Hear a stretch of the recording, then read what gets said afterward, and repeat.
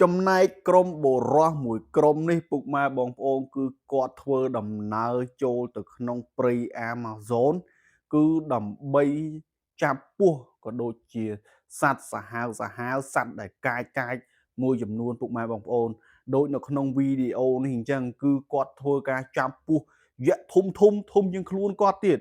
ហើយគាត់ចាប់យកមកបលែងលេងធម្មតាមកពុកម៉ែបងប្អូន សូម្បីតែក្រពើភ្នំក៏គាត់បោះខ្សែទាក់បានដែរមិនធម្មតាទេពុកម៉ែបងប្អូនអើយបរិះមួយក្រុមនេះគឺគាត់ខ្លាំងមែនទែនសូម្បីតែពស់គឺគាត់ចាប់យកទៅដាក់លើករបស់គាត់ហើយគាត់ចាប់ក្បាលពស់នឹងតែម្ដងបើសម្រាប់ខ្ញុំវិញគឺមិនហ៊ានទេដូចនេះដែរពុកម៉ែបងប្អូនពស់ឃីវនេះឮគេថាពស់ឃីវគឺជាប្រភេទពស់ដែលមានពឹសខ្លាំងប៉ុន្តែបរិះមួយក្រុមនេះគឺគាត់អត់ខ្លាចទេគឺគាត់ទៅចាប់លេងតែម្ដងគឺគាត់ទៅចាប់លេងគឺគាត់ទៅចាប់វាឆាវតែម្ដងហើយក្នុងព្រៃអាម៉ាហ្សូននេះគឺមានសត្វច្រើនប្រភេទតែម្ដងពុកម៉ែបងប្អូនដែលយើងមិន